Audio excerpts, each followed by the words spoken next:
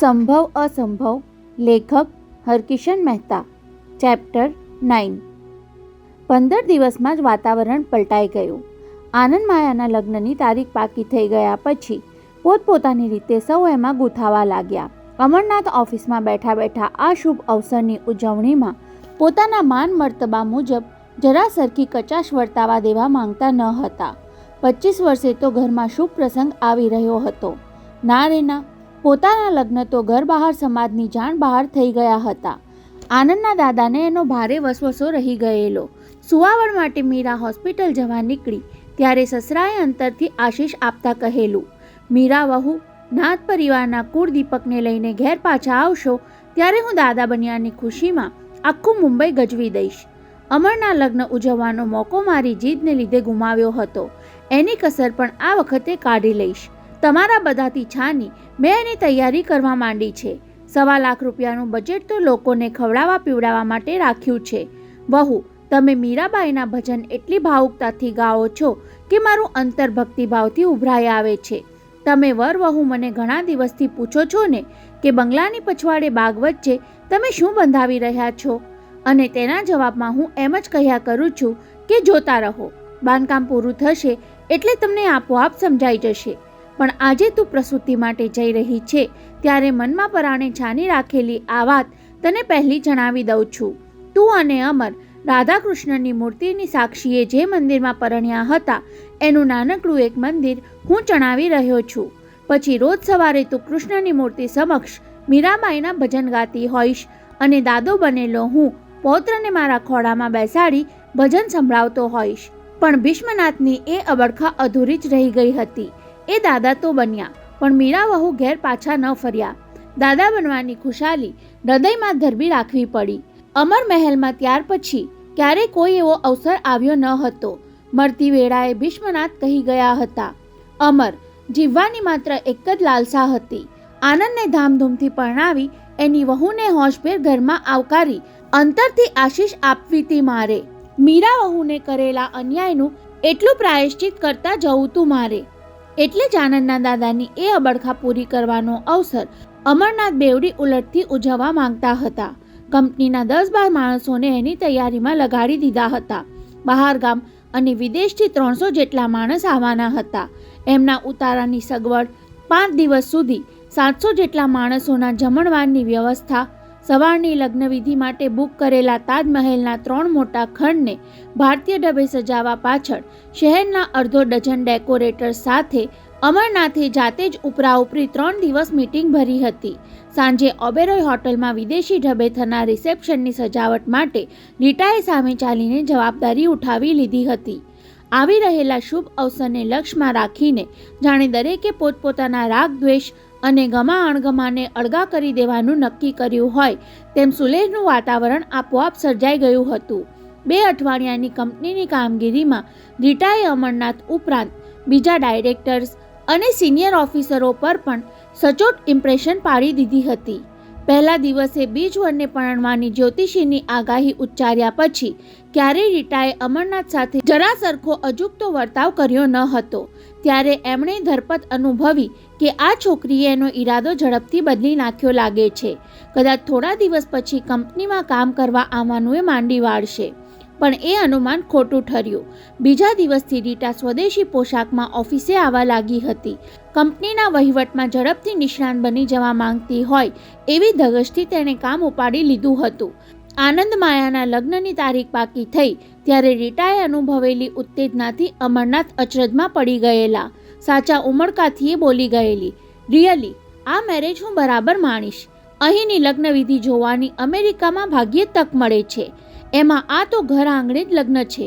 ના, રીટા ઉપર છલ્લો દેખાવ નહોતી કરતી. અમરનાથ ફોન પર આનંદને સૂચના આપતા હતા કે માયા સાથે ઝવેરાત પસંદ કરવા ફલાણા ઝવેરીઓને ત્યાં જઈ આવજે. ત્યારે રીટાએ ચાલુ ફોને સૂચન કરેલું, બોસ, 1 મિનિટ, તમને કોઈ વાંધો ન હોય તો જ્વેલરી સિલેક્શનમાં મને પણ સાથે જવા દો. લેટેસ્ટ ફેશનથી હું બરાબર વાકેફ છું. પહેલાં તો અમરનાથે આ પ્રસ્તાવ આવકારતા સંકોચ અનુભવેલો. વિવેક ખાતર આનંદને ફોન પર એ સંભળાવ્યો ત્યારે સામે છેડેથી એણે બહુ ઉત્સાહ દેખાડ્યો ન હતો, પણ બંનેની આનાકાની 5 સેકન્ડમાં જ ઓગળી ગયેલી. અમરનાથે વિચાર્યું, જોઈએ તો ખરા માયા સમક્ષ રીટા મનની કોઈ વાત વ્યક્ત કરે છે કે નહીં. આનંદે જુદી રીતે મનને મનાવ્યું હતું. માયા વારંવાર કહ્યા કરે છે કે રીટા સાથે મને એકાંત મળે તો હું તેના મનમાંથી પેલો ઈરાદો ભૂસી નાખીશ. એ માટે આ સારી તક હતી. એટલે જ તેણે ઝડપભેર વિરોધ માંડી વાળ્યો. ડેડી, રીટાનું સજેશન સારું છે. ઝવેરાતની પસંદગીમાં આપણા પુરુષોનું શું કામ? મારે બદલે માયા સાથે રીટા જ ભલે જતી. 3 દિવસ સુધી રોજ બપોર પછી માયા અને રીટા ઝવેરી બજારમાં સાથે ઘૂમ્યા. આમ તો મોટા ઘરાકની ઝવેરીઓ ઘેર બેઠા ઘરેણા દેખાડવા લઈ આવે, પણ માયાનો આગ્રહ હતો કે જાતે જ જ્વેલરી સ્ટોરમાં જઈ પસંદગી કરવી. પહેલે દિવસે માયા તો ભાવ સાંભળીને ચોંકી ગયેલી. ના, આટલું ભારે મારે ન જોઈએ, આનાથી કંઈક સસ્તું દેખાડો. ત્યારે રીટા એનાથી ઉલટી જ વાત કરતી. મોટા ઘરના ગ્રાહક છીએ, મોભા મુજબ આઈટમ દેખાડો. માયાને થયું કે રીટા આમ કરીને પોતાનું ખરાબ દેખાડવા માંગે છે, પણ ખુલાસો સાંભળીને એ પૂર્વગ્રહ ભૂસાઈ ગયો. માયા, બોસે મને પસંદગી માટે તારી સાથે શું કામ મોકલી એ તું જાણે છે? હા, આનંદ કહેતો હતો કે લેટેસ્ટ ડિઝાઇન અને ફેશનની તને વધુ ખબર પડે છે. માયાએ ભોળા ભાવે કહીને ઉમેર્યું. આમે તે મારા જેવી મધ્યમ વર્ગની સ્ત્રીને આવડા મોટા સ્ટોરમાં ઝવેરાત ખરીદવાની ફાવટ ક્યાંથી હોય? અમે તો સોની પાસે દાગીના ગઢાવીએ છીએ. માયા, એવું ન બોલ. આનંદના ડેડીએ મને ખાસ તાકીદ કરી છે. ખરીદી કે પસંદગીમાં કિંમતનો જરાય વિચાર નથી કરવાનો. આનંદના દાદા હયાત હોત તો વહુને પગથી માથા સુધી ઝવેરાતથી મઢી લેત. માયાને ખાસ કહેજે, કિંમત સામે ન જુએ. અમારા માટે તો આ એક જાતનું ઇન્વેસ્ટમેન્ટ છે. ઇન્વેસ્ટમેન્ટ? માયાને સમજાયું નહીં. ન સમજીને? રીટાએ કટાક્ષમાં નહીં, સહાનુભૂતિથી સમજાવ્યું. શ્રીમંત ઘરોની સૌથી વધુ મૂડી ઝવેરાતમાં રોકાય છે. પહેરવાનો શોખ પૂરો થાય અને પૈસા સચવાઈ રહે, એની કિંમત કદી ઘટતી નથી. એ લાભ વધારાનો. આ સમજાવટ પછી બીજે દિવસે પસંદગીમાં માયાને થોડી હિંમત વધી. અચકાતા ખચકાતા એણે 1.5 લાખની ખરીદી કરાવી. એક ઝવેરીને ત્યાં જરા ગોટાળો થઈ ગયો. પેલાએ સાચા હીરાનો નેકલેસ દેખાડતી વખતે રીટાને કહી દીધું, બેન, ડોકમાં પહેરીને મિરરમાં જુઓ, તમને એ કેટલો શોભે છે. મને નહીં. રીટાએ હસીને સુધારો કરવો પડ્યો. પહેરનારીને શોભવો જોઈએ. અમરનાથ શેઠની પુત્રવધુ તમારી સામે ઊભા છે. આ સંવાદના અનુસંધાનમાં માયાએ રીટાને હળવેકથી કહ્યું, માત્ર હાર જ નહીં, અમરનાથ શેઠના ઘરમાં મારા કરતાં વધારે તું શોભી હોત રીટા. સાંભળીને રીટા તેની સામું તાકી રહેલી. માયા મહેણું મારે છે કે નિખાલસપણે અભિપ્રાય ઉચ્ચારે છે? ના, માયાના હાવભાવમાં મહેણાની અસર વર્તાઈ નહીં. એ ઘરની વહુ બનવાનું સપનું ઘડી બે ઘડી માટે પંપાળી લીધું. બોલતા બોલતા રીટાનો કંઠ સેટ ઠરકાયો. પણ માયા, સાચા દિલથી કહું છું, આનંદ સાથે તારી જોડી બરાબર જામે છે. તને ક્યારે એમ નથી થતું કે મેં તારી પસંદગી પચાવી પાડી? પચાવી પાડવાનો વિચાર જ કેમ આવે માયા? તને છોડીને આનંદે કદાચ મારી સાથે સગાઈ કરી હોત તો મેં તારી પસંદગી પચાવી પાડી ગણાત. રીટાના બોલવામાં સચ્ચાઈનો રણકો સાંભળીને માયાએ ધરપત અનુભવી, પણ જે વાતનો તાગ લેવાનો હતો એની શરૂઆત કરવાની તક તેને મળી ગઈ. ખરીદી પતાવીને બંને થાક ખાવા તાજમહાલની શામિયાના રેસ્ટોરન્ટમાં બેઠા હતા. અંગત વાત ઉખેડવાનો મૂડ હતો. નિખાલસતાથી પૂછી લેવાનો મોકોય હતો. તને શું લાગે છે રીટા? આઈ મીન, પરણવા માટે તું કેવું પાત્ર પસંદ કરવા માંગે છે? કેમ, મારા માટે કોઈ ઉમેદવાર તારા ધ્યાનમાં છે? રીટા મજાકનો વળાંક આપવા માંગતી હતી, પણ માયા ગંભીર જ રહી. કોણ જાણે કેમ રીટા, કોઈ લાયક પુરુષને તું પસંદ નહીં કરે ત્યાં સુધી મારા જીવને નિરાંત નહીં વળે. તું તો મારી મોટી બહેન હોય એવું બોલવા માંડી. મોટી કે નાની બહેન નહીં, પણ બહેનપણી તો ખરી જ. માયાએ લાગણી દર્શાવી. કહે જોઈએ, કોઈ પુરુષ તારા ધ્યાનમાં છે? હા છે. રીટા બેધડક બોલી ગઈ ત્યારે માયાને ફાડ પડી. તેના કપાળની નસ ઉપસવા લાગી. હમણાં એ સંભળાવી દેશે કે તારા સસરા પર મારી નજર પડી છે. પણ રીટા એટલી બેવકૂફ કે બાલિશ ન હતી. માયાના પ્રત્યાઘાત પામીને બોલી ઉઠી, અરે, મારા ધ્યાનમાં કોઈ પુરુષ છે. સાંભળીને તું ડઘાઈ કેમ ગઈ? મને તો એમ કે તું તરત જ પૂછી બેસીશ, કોણ છે એ પુરુષ? પોતાના મનોભાવ પકડાઈ ગયા હોય એવી સાવધ બનેલી માયાએ હસી લીધું. કોણ છે એ પુરુષ એમ પૂછવાની અધીરાઈ તો મેં પરાણે દબાવી રાખી છે રીટા. મને થયું કે વખત આવીએ તું જ મને જણાવી દઈશ, પણ હું તો તને અત્યારે જ જણાવી દેવા માંગુ છું. રીટાએ જીદ પકડી ત્યારે માયાના હૃદય ધબકારા વધી ગયા. ભયથી તેનું ભીતર ધ્રુજી ઉઠ્યું. જે જાણવું હતું તે જાણી લેવાની ઘડી સામે આવી ત્યારે પીછેહટ કરવાની ઈચ્છા જોર કરી ઉઠી. સાંભળ માયા, રીટા કોઈ સપનું જોતી હોય એવી કેફ ભરી કીકીએ બોલવા લાગી. એ પુરુષ દેખાવમાં આનંદ કરતા જરાય ઉતરતો નથી. કદાચ ચડિયા તો નહીં હોય. હા, અનુભવ, શ્રીમંતાઈ કે મેચ્યોરિટીમાં એ આનંદથી ઘણો આગળ નીકળી ગયો છે.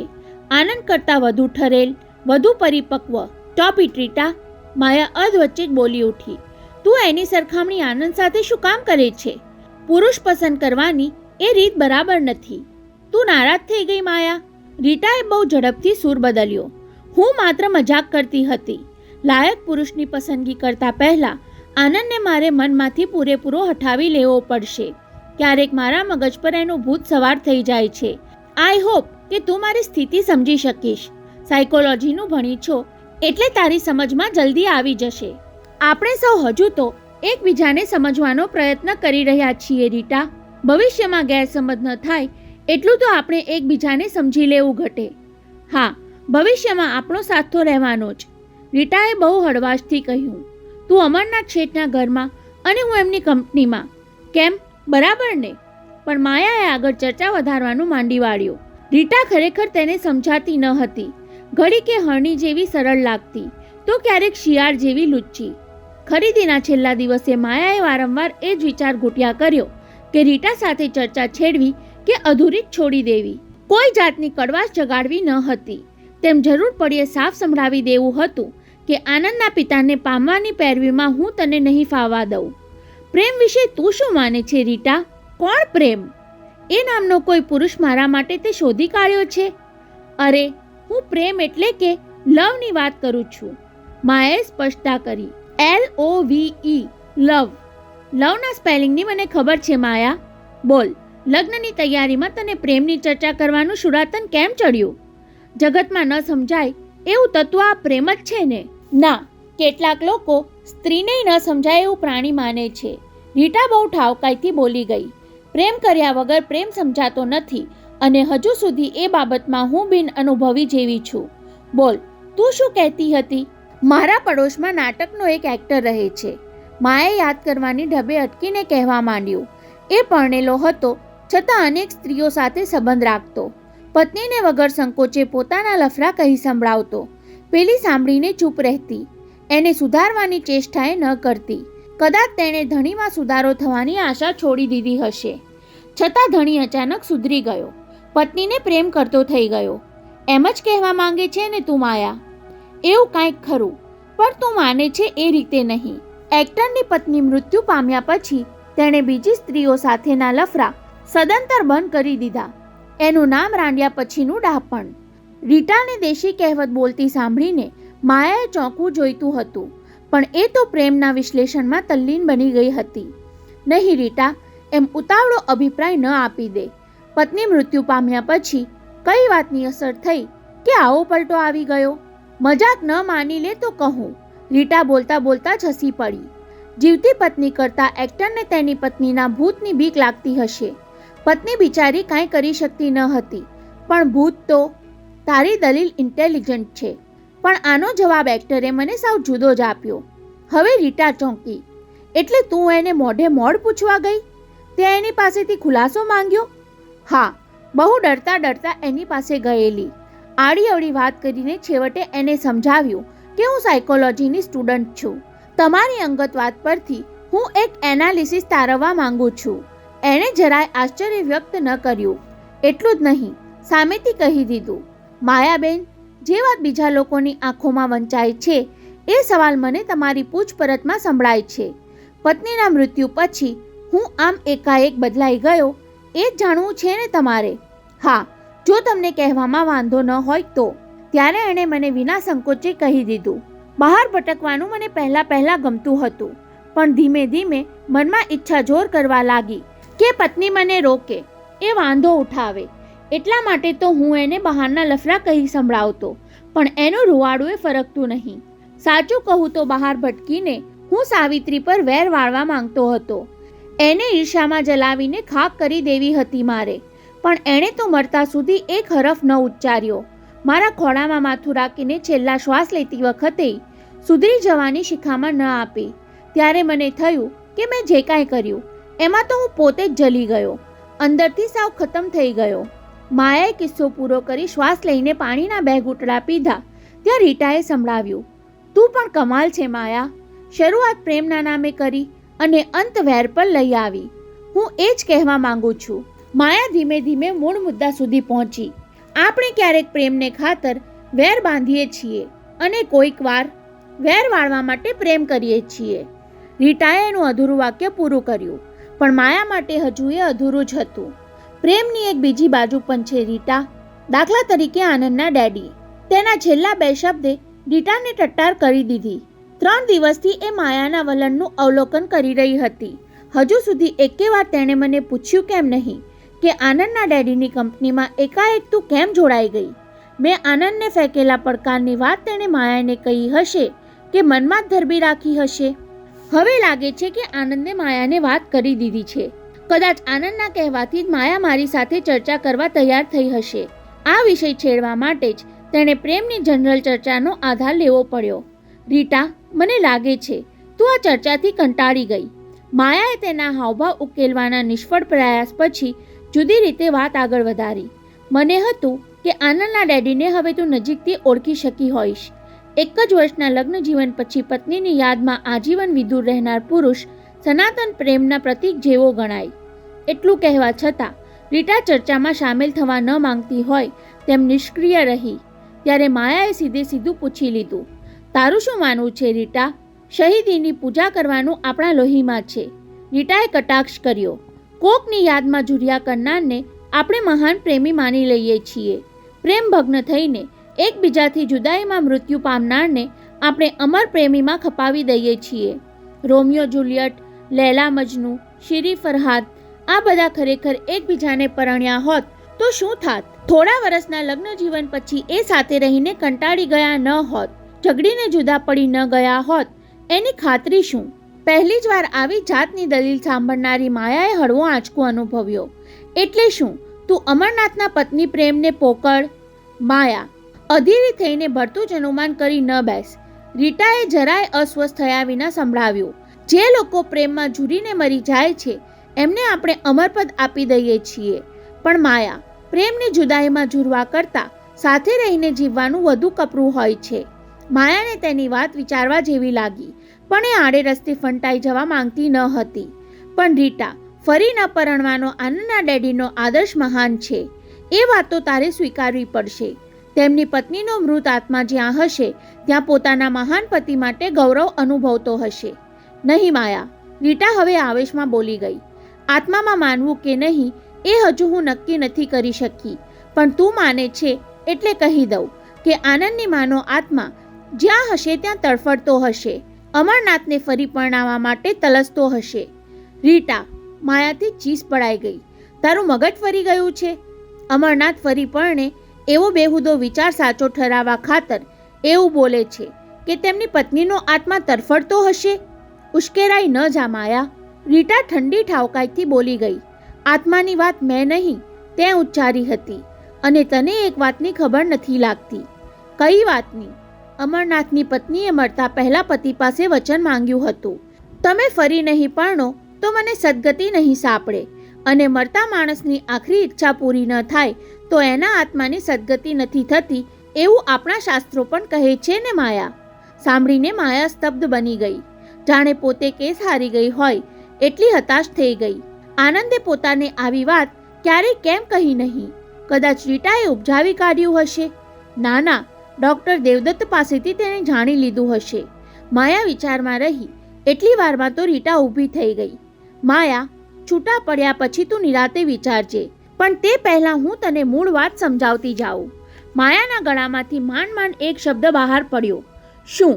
અમરનાથને હું ઓળખતી ન હોત તો કહેત કે તારા પેલા નાટકના એક્ટરની જેમ પત્ની પર વેર વાળવા માટે, એટલે કે પત્નીના આત્માને સદગતિ ન થાય એટલા ખાતર અમરનાથ બીજી વાર પરણ્યા નથી.